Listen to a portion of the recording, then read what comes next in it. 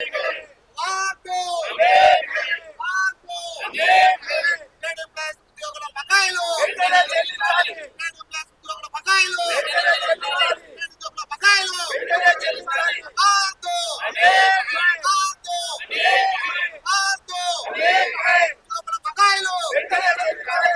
చూసాం కదా అసెంబ్లీ దగ్గర అరెస్ట్ చేసి కొంతమందిని ఇక్కడికి తీసుకురావడం అయితే జరిగింది.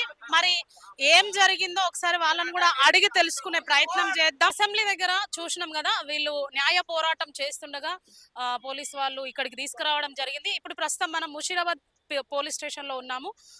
ఇక్కడ కందుకూరి దేవదాస్ గారు ఉన్నారు, అడిగి తెలుసుకునే ప్రయత్నం చేద్దాం. సార్, ఏం జరిగింది, ఎందుకు ఇక్కడికి పోలీస్ వాళ్ళు తీసుకొచ్చారు మిమ్మల్ని? మేము మార్చి 2024 నుండి రిటైర్డ్ అయినటువంటి ఉద్యోగ ఉపాధ్యాయులము. మేము గత 3 నెలల నుండి కూడా మా యొక్క రిటైర్మెంటు బకాయిలు వెంటనే చెల్లించాలని ప్రభుత్వానికి అనేక రకాల విజ్ఞప్తులు చేసినప్పటికీ ఎంపీలకు, ఎమ్మెల్యేలకు, మంత్రులకు, తర్వాత అనేక రకాల నిరసన కార్యక్రమాలు చేస్తూ, తర్వాత నిరాహార దీక్షలు చేస్తూ గత ఆగస్టు 11వ తారీఖున కూడా పెద్ద ఎత్తున ఇందిరా పార్క్లో పెద్ద ధర్నా చేపట్టడం జరిగింది. అదేవిధంగా దిగిరాని పక్షం లోపల కూడా మేము నవంబర్ 17వ తారీఖున కూడా పెద్ద ఎత్తున మేము ఇందిరా పార్క్ లోపల మహాధర్నాన్ని చేపట్టడం జరిగింది. అయినప్పటికీ కూడా ప్రభుత్వం లోపల ఏమాత్రం కనువిప్పు కలగకపోవడంతో మేము రాష్ట్ర వ్యాప్తంగా ఏర్పడినటువంటి తెలంగాణ రిటైర్డ్ ఎంప్లాయీస్ అసోసియేషన్ ఆధ్వర్యం లోపల మేము చలో అసెంబ్లీ అనేటువంటిది 5వ తారీఖు నాడు చలో అసెంబ్లీ అనేటువంటి కార్యక్రమానికి మేము పిలుపు ఇవ్వడం జరిగింది. ఆ పిలుపునందుకొని రాష్ట్ర వ్యాప్తంగా అన్ని జిల్లాల నుండి కూడా మా యొక్క రిటైర్డ్ బాధితులైనటువంటి వాళ్ళ పెన్షన్ బాధితులందరూ కూడా రావడం జరిగింది.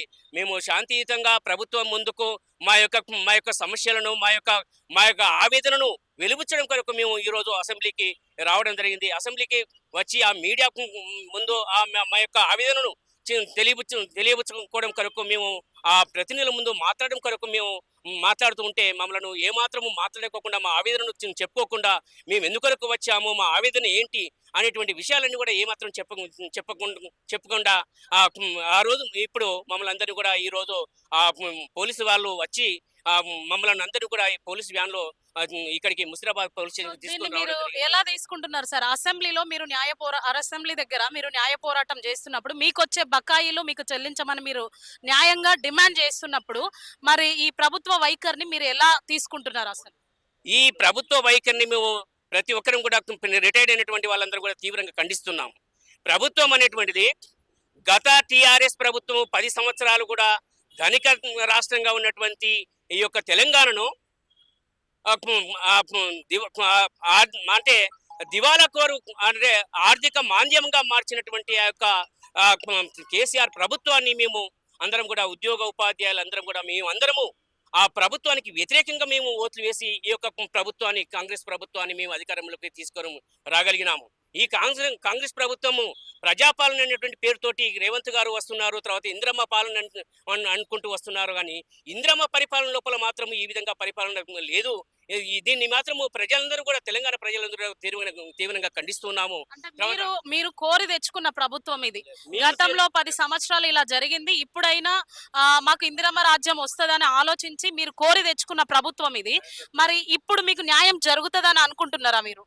ఈ తెలంగాణ ప్రభుత్వము మేము కోరుకొని తెచ్చుకున్నటువంటి ఈ ప్రభుత్వం లోపల ఈ యొక్క ఉద్యోగుల యొక్క సమస్యలన్నీ కూడా, తర్వాత పెన్షన్ల యొక్క సమస్యలన్నీ కూడా తీర్చబడతాయి అని మేము శాంతియుతంగా వేచి ఉండి 2 సంవత్సరాలు గడిచినప్పటికీ కూడా ఇప్పటి వరకు కూడా మాకు ఈ 21 నెలలు గడిచినా కానీ రిటైర్మెంట్ ఉద్యోగులకు రావాల్సినటువంటి, న్యాయంగా రావాల్సినటువంటి జీపీఎఫ్ కానీ, తర్వాత జిఐఎస్ కానీ, టిహెచ్ఎల్ఐ కానీ, కమ్యూటేషన్ కానీ, గ్రాట్యుటీ కానీ, తర్వాత సరెండర్ లీవ్లు కానీ, పిఆర్సీ 2020 అనేటువంటి ఏరియాస్ కూడా ఇంతవరకు కూడా చెల్లించకపోవడం మహాదారుణం.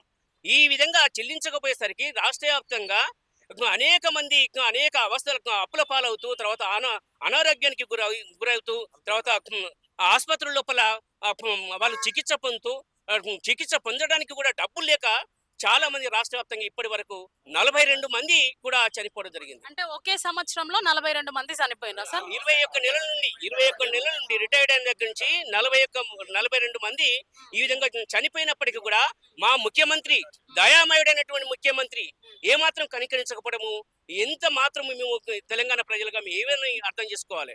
ఈ ఈ విధంగా చనిపోతున్నప్పటికీ తన సొంత నియోజకవర్గం కొడంగల్ నియోజకవర్గం లోపల కుడుముల కొండయ్య అనేటువంటి తన స్వగ్రామంలో ఉన్నటువంటి ఆ కుడుముల కొండయ్య గారు పిఎస్హెచ్ఎం నేను అనారోగ్యంతో బాధపడుతున్నాను, తర్వాత మూత్రపిండాల వ్యాధితో నేను బాధపడుతున్నాను, తర్వాత నాకు డబ్బులు లేవు, నాకు రావాల్సినటువంటి ఆ బకాయిలన్నింటినీ వెంటనే మీరు విడుదల చేసినట్లయితే నా ప్రాణం నిలుస్తుంది అని పత్రికాముఖంగా ప్రకటించుకున్నప్పటికీ కూడా ఈ దయామయుడైనటువంటి రేవంత్ గారు ఏమాత్రం కనికరించలేదు.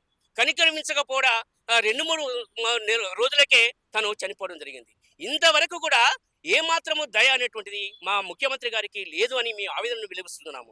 ఇప్పటి వరకు రాష్ట్ర వ్యాప్తంగా మేము గత ప్రతి సంవత్సరం కూడా అంటే మీడియా వాళ్ళు రిటైర్మెంట్ ఎప్పుడైతే ప్రారంభమైనాయో ప్రతి సంవత్సరము మీ 9,000 చొప్పున రిటైర్ అవుతున్నారని మీడియా వాళ్ళు చెప్పిన లెక్కల ప్రకారము ప్రతి సంవత్సరం 9,000 చొప్పున అన్నప్పుడు ఇప్పటి వరకు 14,000 మంది రిటైర్డ్ అయినారని మేము ప్రకటించుకున్నాము. కానీ మొన్న అసెంబ్లీ లోపల బట్టి విక్రమార్క గారు ప్రకటించిన దాని లోపల 20,500 మంది రిటైర్డ్ అయినారని చెప్తున్నారు. ఈ 20,500 మంది రిటైర్డ్ అయినప్పటికీ కూడా మాకు ఇంతవరకు కూడా బకాయిలు అనేటువంటి చెల్లించకపోవడం లోపల మీ ఆంతర్యం ఏంటిది? అసలు బకాయిలు చెల్లించాలని లేదా మీకు? ఎందుకు మాకు మా పట్ల ఇంత దయ లేకుండా నిర్లక్ష్యంగా మీరు ప్రవర్తిస్తున్నారు అనేటువంటిది ఈ విధంగా ఇప్పటి వరకు చనిపోయినటువంటి ఈ యొక్క 42 మరణాలకు కూడా ప్రభుత్వమే బాధ్యత వహించాలని మేము రిటైర్డ్ పెన్షనర్ల పక్షాన మేము రిటైర్డ్ ఎంప్లాయీస్ అసోసియేషన్ పక్షాన మేము డిమాండ్ చేస్తున్నాము. ఇప్పటి వరకు సార్ ఇప్పటి వరకు మీరు మీ జీవితంలో 35 నుండి 40 ఏళ్ళు మొత్తం కూడా గవర్నమెంట్ కి సర్వీస్ చేసిరు. అయినప్పటికీ వాళ్ళు మీరు దాచిపెట్టుకున్న బకాయిలే మీకు చెల్లించడం లేదు. మరి ఇప్పుడు దీని వెనుక మీ డిమాండ్స్ ఏంటి అసలు? అయ్యా ముఖ్యమంత్రి గారు, మీరు గత జూను లోపల టీజేసీ ఇచ్చిన అంటే చలో జంగు సరేనని చెప్పిన వెంటనే అయితే నన్ను కోసినా కానీ నయా పైస లేదు అని నన్ను అప్పులకు పోయినట్లయితే ఒక దొంగలాగా చూస్తున్నారని ముఖ్యమంత్రి గారు, ఒక గౌరవప్రదమైనటువంటి ముఖ్యమంత్రి గారు రాష్ట్ర నేతగా ఆ విధంగా మాట్లాడడం సరియైన విధానం కాదు. అయితే ఆ విధంగా మీరు మాట్లాడినప్పటికీ మీరు ప్రవేశపెట్టినటువంటి ఏ పథకమైనా ఇప్పటి వరకు ఆపకుండా ఆ పథకాలన్నీ కూడా మరి మీరు కంటిన్యూగా చేసుకుంటున్నారు కదా. మరి మాకు ఇవ్వాల్సినటువంటి డబ్బులు, మాకు న్యాయంగా ఇవ్వాల్సినటువంటి డబ్బులను మీరు ఎందుకు ఇవ్వడం లేదు? మా డబ్బులు, మా జీపీఎఫ్ అనేటువంటి మా డబ్బులు మేము పొదుపు చేసుకున్నటువంటివి, తర్వాత ఈ విధంగా దాచుకున్నటువంటివి, ఇవన్నీ కూడా మీరు ఇవ్వకుండా మమ్మల్ని ఈ విధంగా వేధిస్తూ తర్వాత డబ్బులు ఇవ్వంటూనే ఈ రోజు మూసీ సుందరీకరణ అనేటువంటిది మీరు చేపట్టారు. మూసీ సుందరీకరణ అనేటువంటిది చేపట్టి 150,000 కోట్లను వెచ్చిస్తున్నారు. మరి ఎక్కడి నుంచి వచ్చినాయి ఈ డబ్బులు? 150,000 కోట్లు. తర్వాత ప్రపంచ సుందరీకరణ అనేటువంటి పేరుతోటి మీరు 500 కోట్లను వెచ్చించి ఆ సుందరీకరణ పోటీలు అనేటువంటి నిర్వహించారు. తర్వాత ఈ విధంగా సౌందర్య పోటీలు నిర్వహించడానికి మీకు డబ్బులు వస్తాయి. మెస్సీ అనేటువంటి ఫుట్బాల్ కు మీరు 100 కోట్లు అనేటువంటి ఆ విధంగా వెచ్చించడం ఇంతవరకు సరి అయింది. తర్వాత గ్లోబల్ సమ్మిట్ అనేటువంటి పేరుతోటి గ్లోబల్ సమ్మిట్ అనేటువంటి పేరుతోటి మీరు ఆ విధంగా 500 కోట్లు అనేటువంటి వెచ్చించారు. ఇవన్నీ మీరు డబ్బులు ఇవ్వంటున్నారు కదా, ఎందుకు మరి డబ్బులు ఎక్కడి నుంచి తెస్తున్నారు? తర్వాత ఏం చేస్తున్నారు? మీరు భూములు కూడా అమ్ముతున్నారు, మీ అనుయాయులకు కూడా భూములు కట్టబెడుతున్నారు. 1,00,000 రూపాయలకు చొప్పున అంటే గజం చొప్పున అంటే 170 కోట్లకు ఎకరం చొప్పున ఉన్నటువంటి భూమిని మీరు కేవలం 10 లక్షలకు మీ యొక్క అనుయాయులకు కట్టబెడుతున్నారు. ఇది ప్రభుత్వ ధనాన్ని ప్రజా ధనాన్ని దుర్వినియోగం చేయడం కాదా? ఇది ఎంతవరకు సమంజసం? మీ పరిపాలన ఒక న్యాయయుతంగా ఉంటుంది. ప్రజాపాలన అనేటువంటి పేరుతో మీరు వచ్చారు. ప్రజలకు తర్వాత ఉద్యోగులకు అందరికీ న్యాయం జరుగుతుంది అనేటువంటి మేము ఆశిస్తే అయితే మేమందరం కూడా మేము ప్రజల్లో భాగం. 35-40 సంవత్సరాలు పనిచేశాం. నేను 36 సంవత్సరాలు ఒక టీచర్గా నేను సేవలు అందించాం. ప్రతి ఒక్కరు కూడా 40-41 సంవత్సరాలు కూడా మేము ప్రభుత్వానికి సేవలు చేశాం. సేవలు చేసిన తర్వాత కూడా మాకు రావాల్సినటువంటి డబ్బులను మీరు ఈ విధంగా మీరు ఇవ్వకపోవడం ఇంతవరకు సమంజసము? ఒకసారి ఆత్మ పరిశీలన చేసుకోండి. మీరు ఒకసారి చలో అసెంబ్లీ మీరు చేసిరు కదా సార్, చలో అసెంబ్లీ ముట్టడించారు కదా. ఈ చలో అసెంబ్లీలో అసెంబ్లీ దగ్గరికి మీరు వెళ్ళగానే పోలీస్ వాళ్ళందరినీ పెట్టి ఇలా తీసుకొచ్చేయడం ఇది ఎంతవరకు కరెక్ట్ అనుకుంటారు? ఈ ప్రభుత్వం యొక్క అక్రమమైనటువంటి చర్య. ఉమ్. ఎందుకంటే ఇది గవర్నమెంట్ ఒక ఫ్రెండ్లీ గవర్నమెంట్ గా అధికారంలోకి రావడం జరిగింది. కానీ ఇప్పుడు ప్రభుత్వ విధానాలను చూసినట్లయితే ప్రభుత్వము అనేటువంటిది ఉద్యోగ వ్యతిరేక ప్రభుత్వం అని చెప్పొచ్చు. తాము అధికారంలోకి వచ్చినటువంటి 3 నెలల లోపటినే ఈ బకాయిలన్నీ కూడా చెల్లిస్తామన్నారు. 6 నెలల లోపు పిఆర్సీ ఇస్తామన్నారు. డిఏలు కూడా అన్ని ఇస్తామన్నారు. ఇప్పటికీ 5 డిఏలు, ఇప్పుడు జనవరి వస్తే ఈ కేంద్ర ప్రభుత్వం ప్రకటిస్తే 6 డిఏలు రావాలి. మన భారతదేశం లోపల ఏ రాష్ట్రం లోపల కూడా 6 డిఏలు బాకీ లేవు. మరి ఇదంతా కూడా ఉద్యోగులకు ఎంతో నష్టం అనేది జరుగుతుంది. కాబట్టి ప్రభుత్వ విధానాలు మొత్తం కూడా అది ప్రజా వ్యతిరేకంగా, ఉద్యోగ వ్యతిరేకంగా ఉన్నాయని మేము భావిస్తున్నామండి. సో ఇప్పుడు చూసినట్టయితే ఇందులో దాదాపు 60 నుండి 65 సంవత్సరాలు ఉన్న వాళ్ళు ఉన్నారు. ఇందులో షుగర్ పేషెంట్లు, బీపీ పేషెంట్లు చాలా మంది ఉన్నారు. అయినప్పటికీ ఇంత దారుణంగా వీళ్ళ పరిస్థితిని కూడా పట్టించుకోకుండా ఇక్కడికి తీసుకురావడం జరిగింది. దీని విషయంలో మీరేం చెప్పాలనుకుంటున్నారు సార్? ఈనాడు రాష్ట్ర వ్యాప్తంగా తెలంగాణ రిటైర్డ్ ఎంప్లాయీస్ అసోసియేషన్ పిలుపు మేరకు చలో అసెంబ్లీ కార్యక్రమాన్ని చేపట్టినాం. ఇది విజయవంతమైంది. పెద్ద ఎత్తున వేలాది మంది ఉపాధ్యాయ ఉద్యోగులు అసెంబ్లీకి ముట్టడికి రావడం జరిగింది. ముఖ్యంగా చెప్పాలంటే మార్చి 2024 నుండి నేటి వరకు దాదాపు 20,000 మంది పైచలకు రిటైర్డ్ అయినటువంటి ఉద్యోగ ఉపాధ్యాయులు ఉన్నారు. దాంట్లో చాలామందికి ఒక 3-4 వేల మందికి మాత్రం పైరవీల ద్వారా, తర్వాత కోర్టు ద్వారా, కంటెంప్ట్ ప్లే ద్వారా వచ్చినటువంటి వాళ్ళకి మాత్రమే, మిగతా వాళ్ళకి ఒక్క న్యాయ పైసా రాలేదు. ఇప్పటి వరకు డబ్బులు రాక నానా రకాలుగా బాధపడుతూ అనారోగ్యానికి గురై హాస్పిటల్లో వండుకుంటూ వాళ్ళందరూ కూడా ఇబ్బందులు పడుతున్న సందర్భంలో దాదాపు వాళ్ళు ఆర్థికంగా చాలా చితికిలబడిపోయినారు. వాళ్ళు 40 మంది చనిపోవడం జరిగింది. కాబట్టి మేము ఒకటే ప్రభుత్వాన్ని డిమాండ్ చేస్తూ ఉన్నాం, ఒకవేళ మాకు ఒకే దఫా ఒకేసారి మా అమౌంట్ మాకు రావాలి.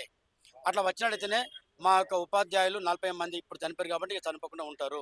ఎందుకంటే వాళ్ళు చాలా జీపీఎఫ్ కానీ, ఈ జిఎస్ కానీ, గ్రాడ్యుయేట్ కానీ, ఈ మేము దాచుకున్న డబ్బు, మా డబ్బు, అది మేము ఎవరో దయాదక్షిణ తెచ్చింది కాదు, మా సాలరీకి వెళ్ళి కలిసి ఉన్న డబ్బులు మేము దాచుకున్నాం. మా డబ్బు మాకు ఇవ్వమన్నాం.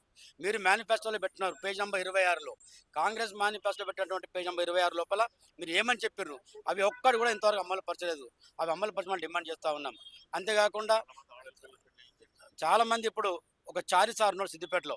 ఆ చారి సారు లోన్ తీసుకుంటే అతనికి ఈఎంఐ కట్టలేక బ్యాంకు వాళ్ళు ప్లస్ పోలీసు వాళ్ళు వచ్చి లాకేసుకొని తాళం వేసుకొని పోయారు. అతని బదారణ పడ్డాడు.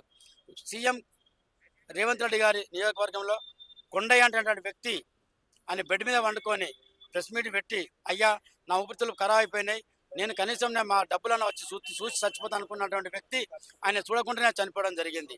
ఇట్లా చెప్పుకుంటూ పోతే రేపు ఇంకా పరిస్థితి తీవ్రంగా ఉంటాయి. ఒకవేళ మా డబ్బులు ఒకే మొత్తం లేకపోతే ఈ ఉద్యమాన్ని ఇంకా తీవ్రతరం చేస్తాం, ఆమరణ చేసకపోతాం, రీలేకపోతాం, ఎంతవరకైనా తెగించడం సిద్ధంగా ఉన్నామని చెప్పి ముగిస్తున్నాను.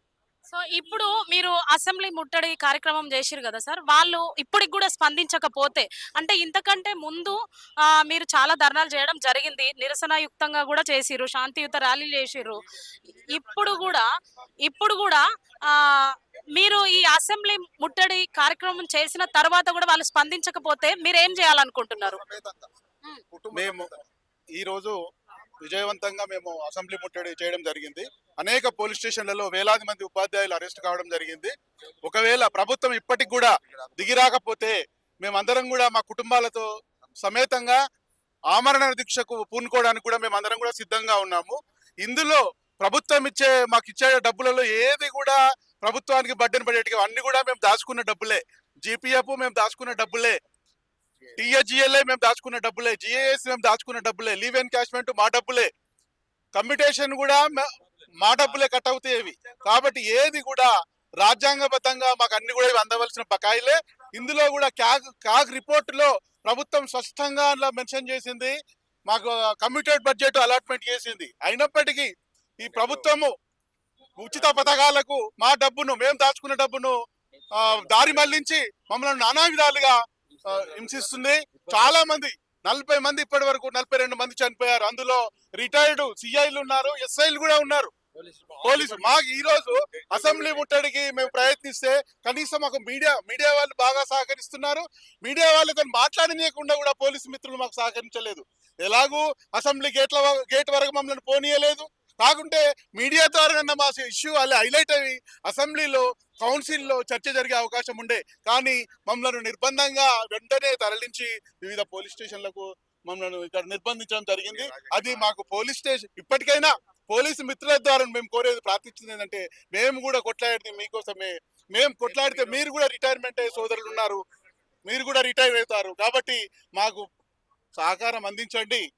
మీకు డ్యూటీ మీరు చేసుకుంటూ మీ వల్ల మీ చేతనైన సహకారం మాకు అందిస్తే మా కార్యక్రమాలను దిగ్విజయంగా అయితే మేము పోలీసు వారిని కోరుతున్నాము.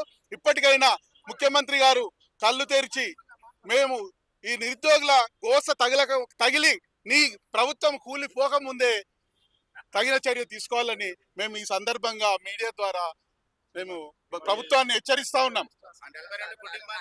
ముఖ్యంగా మీడియా వాళ్ళందరూ కూడా ధన్యవాదాలు. దేశంలో 29 రాష్ట్రాల లోపల చెల్లించాలి. ఏ రాష్ట్రంలో కూడా ఇటువంటి పరిస్థితి లేదు. చెల్లించాలి. ఎందుకంటే ప్రతి రాష్ట్రంలో రిటైర్ మాకు ఇవ్వాలి. దేశంలో ఏ రాష్ట్రంలో కూడా ఇటువంటి పరిస్థితి లేదు. ప్రతి రాష్ట్రంలో రిటైర్ అయిన వెంటనే వాళ్ళకు రావాల్సిన బకాయిలు వెంటనే ఇచ్చేస్తున్నారు. ధనిక రాష్ట్రంగా చెప్పుకుంటున్న మన రాష్ట్రంలో మాత్రమే ఇటువంటి పరిస్థితి దాపునించింది. అయ్యా ముఖ్యమంత్రి గారు, మీ యొక్క శరీరం మాకొద్దు, నా శరీరం కోసుకుంటారా, నేను ఏమి ఇవ్వాలంటున్నాడు, నేను ఏ పథకం ఆపాలంటున్నాడు. మేము ఏ పథకాలకు వ్యతిరేకం కాదు. ఎందుకంటే ప్రజల్లో భాగం మేము. అన్ని పథకాలు మీరు ఏ పథకాలైనా పెట్టండి, ఆ పథకాలు నడిపించుకోండి. కానీ మాకు మీరు మేనిఫెస్టోలో పెట్టినటువంటి మేము సుమారు 30 నుంచి 40 సంవత్సరాలు ప్రజాసేవ చేసి, ప్రజలకు సేవ చేసి, ప్రభుత్వాలకు సేవ చేసి మేము రిటైర్ అయిన తర్వాత ఒక ప్రశాంతమైన జీవితం గడపాలని అనుకుంటున్న క్రమంలో మాకు న్యాయబద్ధంగా, చట్టబద్ధంగా సుప్రీంకోర్టు ఉత్తర్వుల మేరకు పెన్షన్ భిక్ష కాదు, పెన్షన్ హక్కులాగా సుప్రీంకోర్టు ప్రకటించింది. కాబట్టి దాన్ని మేము అమలు చేయమంటున్నాం. అంతేగాని మేమేం మిమ్మల్ని మీ ఇంటి సొమ్ము ఇవ్వమంటలేం, మీ యొక్క మీ ఆస్తులను ఇవ్వమంటలేం. ముఖ్యమంత్రి గారు, మీ అన్ని పథకాలు కొనసాగించండి. మేము కూడా ప్రజల్లో భాగమే కదా, మరి మేము కూడా మీకు ఓటేసాం కదా. కాబట్టి మరి మా సమస్య ఏమిటి, మా యొక్క మా బ్రతుకులు ఏంటి, మేము పెన్షన్ మేము ఇల్లు కట్టుకోవాలి, మేము పెళ్లి చేయాలి, పిల్లలు పెళ్లి చేయాలంటే ఆగిపోయినాయి. మా దగ్గర ఇప్పుడు హన్మకొండలో ఎస్ఐ ఆయన బిడ్డ పెళ్లి చేశాడు, సిఐ అయితే బిడ్డ పెళ్లి అయిన తర్వాత అతడు ఒప్పుకున్నాడు. డబ్బులు వచ్చిన తర్వాత ఏదైతే ఈ యొక్క పెన్షన్ బకాయిలు వచ్చిన తర్వాత తన బిడ్డ కట్టం ఇస్తాను ఒప్పుకుంటే అతడు ఇయ్యలేకపోతే ఆ యొక్క అల్లుడు అతన్ని హింసిస్తే, బిడ్డను హింసిస్తే ఆమె ఆత్మహత్య చేసుకున్నది. వెంటనే ఆ యొక్క ఎస్ఐ కూడా పాపం ఆయన చనిపోవడం జరిగింది. చూడండి, హార్ట్ అటాక్ తో ఆ యొక్క సిఐ గారు దాన్ని భరించలేక ఇటువంటి మరి అతడు ఆత్మహత్య చేసుకోవడం జరిగింది. ఈ విధంగా 42 మంది వివిధ సమస్యలతోని డబ్బులు ఉండి వాళ్ళు ట్రీట్మెంట్ చేయించుకోలేక ఈ డబ్బులు వస్తే చేయించుకుందాం అనేటువంటి ఆలోచనలో మేము దాచుకున్నామండి. ప్రభుత్వం మాకు ఒట్టికి ఇవ్వట్లేదు. మా జీతం నుంచి నెల కోత పెట్టినటువంటి డబ్బులు ఇవి. మేము ఇన్కమ్ ట్యాక్స్ కట్టాం, అన్ని రకాలుగా పన్నులు కట్టిస్తూ చట్టబద్ధంగా, న్యాయబద్ధంగా మేము ఉద్యోగం చేసినటువంటి ఈ యొక్క పెన్షనర్లను ఈ విధంగా 60 ఏళ్ళు దాటినటువంటి సీనియర్ సిటిజన్ మీరు గౌరవిస్తున్నారు, ఎన్నో చెప్తున్నారు, ఇన్ని పథకాలు అవి అంటున్నారు. మరి మా యొక్క బాధలు మరి అర్థం చేసుకొని ఇప్పటికైనా ప్రభుత్వం మా కళ్ళు తెరిచి మా బకాయిలు ఇప్పించాలని చెప్పి, లేనిచో మేము ఈ యొక్క ఉద్యమాన్ని తీవ్రతరం చేస్తామని చెప్పి ప్రభుత్వాన్ని హెచ్చరిస్తున్నాం. మేడం అంటే ఇకనైనా ముఖ్యమంత్రి గారు మా యొక్క విన్నపాన్ని మన్నించి మా యొక్క ఆవేదనను మీరు పరిశీలించి మా యొక్క న్యాయమైన మాకు రావాల్సిన బకాయిలను తప్పకుండా వెంటనే విడుదల చేయాలని మీ మీడియా ద్వారా ప్రభుత్వానికి విన్నవిస్తారని మీ ద్వారా వినియోగించుకుంటున్నాం. Thank you madam. మీ టుడే న్యూస్ ఈ యొక్క వీళ్ళు మనకు సహకరించి సార్, మీ అందరికి కూడా కృతజ్ఞత తెలియజేస్తాం. మొదటి నుంచి మాకు టుడే న్యూస్ మా అనేక కార్యక్రమాలు మేడం కూడా ఏజీ ఆఫీస్ దగ్గర కావచ్చు, సెక్రటరియట్ దగ్గర కావచ్చు, అన్ని కార్యక్రమాలలో టుడే న్యూస్ వాళ్ళు మాకు బాగా సహకరిస్తున్నారు. మీకు ధన్యవాదాలు. టుడే 18 న్యూస్ వాళ్ళు చేస్తున్న సహకారానికి ధన్యవాదాలు. ప్రభుత్వానికి విన్నవించాలి మేడం మా యొక్క బాధను. ఈడ దాదాపు 62 ఏళ్ళు పైబడే ఉన్నారు. నా పేరు జి విజయ్ సింగ్, నాగర్కర్నూలు జిల్లా. నేను దాదాపు 32 ఏళ్ళు సర్వీస్ చేశాను. నాకు దాదాపు 40 లక్షలు రావాలి. ఆ 40 లక్షలు వచ్చినప్పుడు మొత్తం అప్పుకి వెళ్ళిపోతాం మేడం. నేను మామూలుగా పెన్షన్ ద్వారానే బతుకున్నా. నా పరిస్థితి చాలా దారుణం ఉంది. ఇంట్లో 2 బిడ్డలు ఉన్నారు. నాకు ఇల్లు కట్టుకున్నా. ఇల్లు ఏమై కట్టడానికి ఇబ్బంది లేదు. కాబట్టి దయచేసి ముఖ్యమంత్రి గారు, మా ముఖ్యమంత్రి అని చెప్పి మీకు ఓట్లేసి మేము గెలిపించుకున్నాం.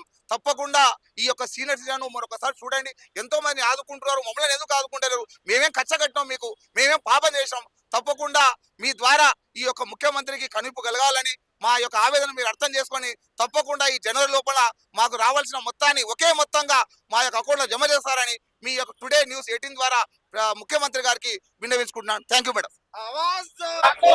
సో చూసినాం కదా వాళ్ళ ఆవేదనను మనం చూసాం కదా. అసెంబ్లీ ముట్టడికి వెళ్ళిరు. అక్కడ నుండి ముషీరాబాద్ PS కి తీసుకురావడం జరిగింది. పెన్షన్ మాకు భిక్ష కాదు, మాకు రావాల్సినది మేము జమ చేసుకున్న డబ్బులు మాకు రావాలి అని వాళ్ళ ఆవేదన వ్యక్తం చేస్తున్నారు. ఎంతో మంది ఇందులో చనిపోవడం కూడా జరిగింది అని కూడా వాళ్ళు చెప్పుకొచ్చారు. 42 మంది ఇప్పటికీ చనిపోవడం జరిగింది. ఇకనైనా ప్రభుత్వం కళ్ళు తెరవకపోతే, మాకు న్యాయం చేయకపోతే ఇంకా ఇంతకంటే తీవ్రంగా మేము ఉద్యమము నిరాహార దీక్షలు కూడా చేయడం జరుగుతుందని వాళ్ళు హెచ్చరించడం జరిగింది. అట్లనే రిక్వెస్ట్ గా కూడా వాళ్ళు చెప్తున్నారు. కాబట్టి ప్రభుత్వం ఇప్పటికైనా కళ్ళు తెరిచి సీఎం రేవంత్ రెడ్డి గారు వీళ్ళకు న్యాయం చేయవలసిందిగా మా టుడే 18 న్యూస్ ఛానల్ నుండి కూడా మేము కోరుకుంటున్నాం. సో అంతవరకు చూస్తూనే ఉండండి టుడే 18 న్యూస్.